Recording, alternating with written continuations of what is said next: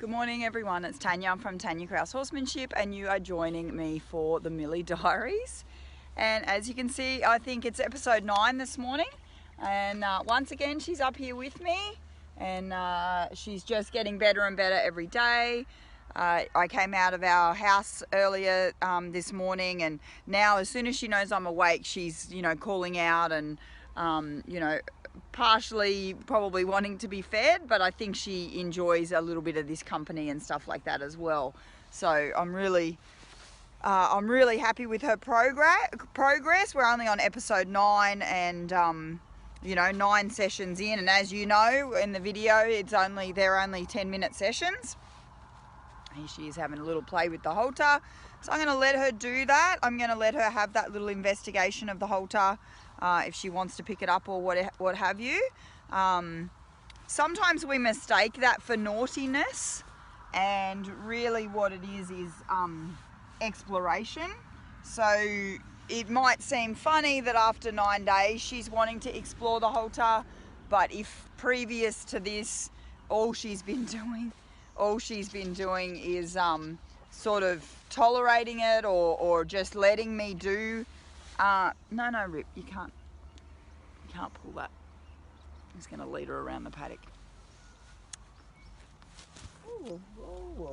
So that was because I made that noise with my mouth. I'm actually a little bit cold, so my mouth isn't working properly, and I tried to make a little noise with my mouth and it came out like that. It came out a little funny, and I touched her at the same time, and I believe she probably thought it was the electric fence noise, because we have one paddock over here that's got electric fence on it, and it shorts out sometimes, and it does make a zap when it catches them. So I think she just thought that my hand on her chest and the noise at the same time, that's why she had that kind of bigger reaction.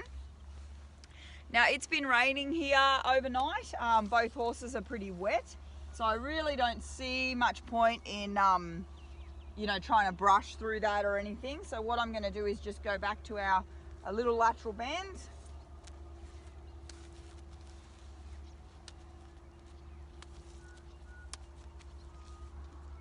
You're not helping.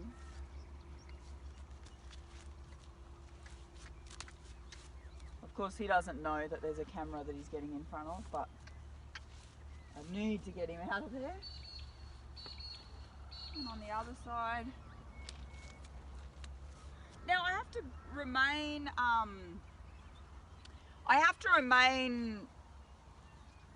the same, even though I don't really want to touch her because she's all wet and cold and yucky. As you know, I've been working on points of contact with this mare. I've been making sure that I'm really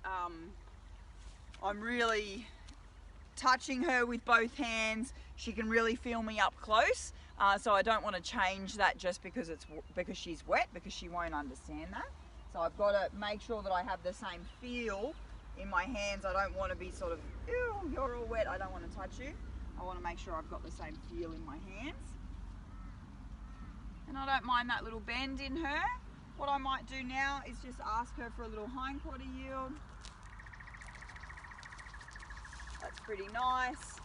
I'll lead her through, bend her on this side, and ask for a little hindquarter yield on this side. So there, all I'm trying to do is get her to move when I ask her to move. I want her to move off touch or off pressure, and very lightly the way that she did. I shouldn't have to dig my fingers in. I shouldn't have to, get after her or smack her or anything like that. I just want her being nice and responsive. That's good. I have brought out the hoof pick. Come on, Rip, you have to get out, please. I have brought out the hoof pick, and I did bring out the little wormer as well, so we'll work on that. Sorry, John.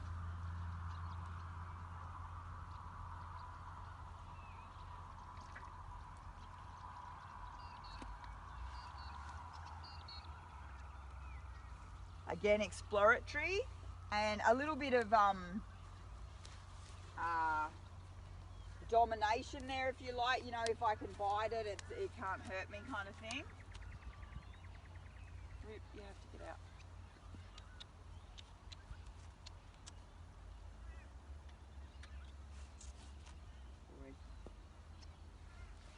I'm absolutely going to allow her to do that with the hook pick. Good job. And again, I'm watching where my rope is, if she puts that foot down. We were talking at the colt start yesterday. Out, buddy. Good boy. We were talking at the colt start yesterday, and I was saying to everybody, you know, you need to be 4, 5 steps ahead of these horses at all times. You need to be certainly not catastrophizing a situation. I don't want you thinking, oh, what if the rope does this, and oh, what if this happens, and oh, what if this happens. But you absolutely need to be thinking ahead and thinking, oh, okay, if she puts her foot down and that rope is wrapped around her leg, that could be quite worrisome for her, and it could cause her to have quite a big reaction. That's hot, mate.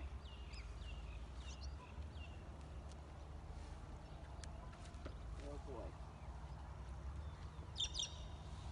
So it's going to keep her and me safe if I can try and think ahead of what could pose to be an issue in this situation.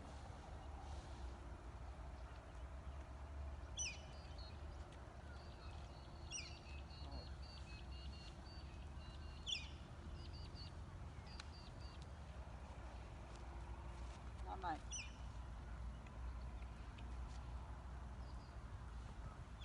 It's interesting, he's had a big change over the last couple of days. I mean, he's always been kind of in the shot and wanting to come up and be exploratory, but today's the first day where I've not really been able to get rid of him.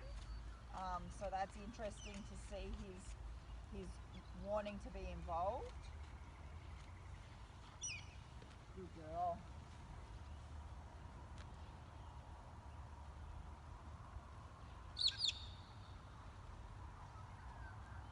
You're a pain. You're a little pain. Back out of it. You can't do that. Nope.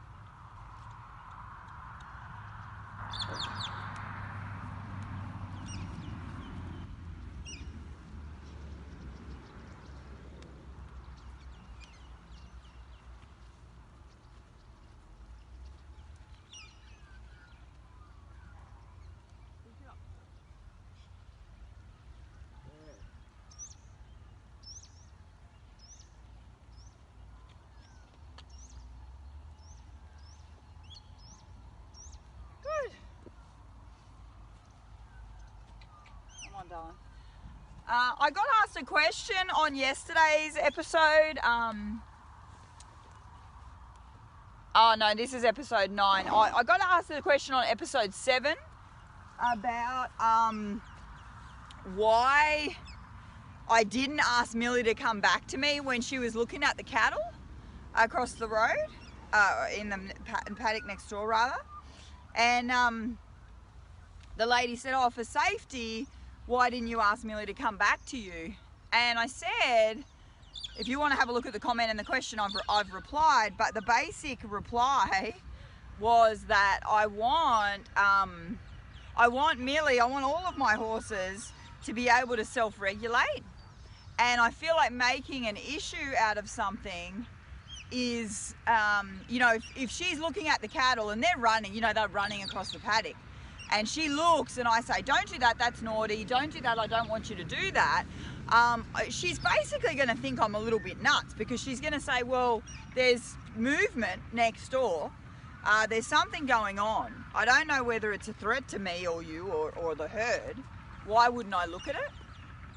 So what I want my horses to be able to do is look and assess and then self-regulate and come back on their own. And I gave Millie the opportunity to do that on that video. So you can hear me, I'm brushing and I'm saying, oh, I don't even know if she knows I'm here, because she's quite fixated on the cows. And then when I change sides, she comes back to me, and then she kind of goes up again and I brush her again. And then when I finish, I'm talking and I just put my hand here and I ask her to back up, and she backs up and she lowers her head, and then we proceed with the feet and all the rest of it. So without entering into the issue, instead of saying, no, you're wrong, I instead motivate her to come back to me because I'm doing something. So it's kind of like a roundabout way of teaching her, hey, you might be looking at the cows next door, but I'm doing something here. You need to learn to look at both. You need to learn to be able to pay attention to both things.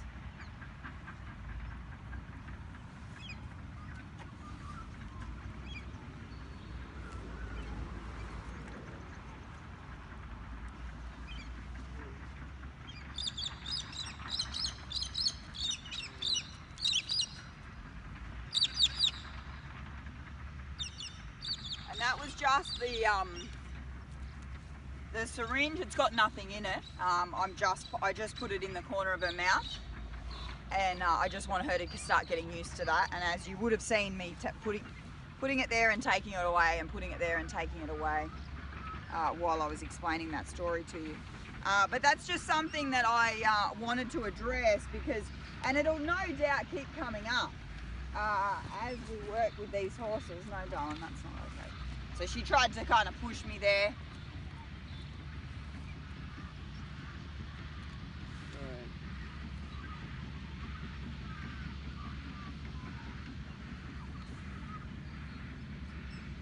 She's not fascinated by that. A little bit reactive up there. Yeah, okay. So as we progress through each day, we're going to find little holes like that, you know. So episode 7 with the cows, today with the syringe kind of trying to push on me a little bit.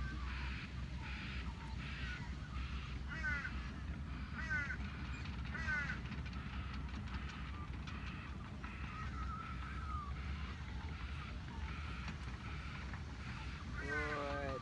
That was a better one. So the first one I wasn't happy with because she did sort of really back up and start to put her head up in the air.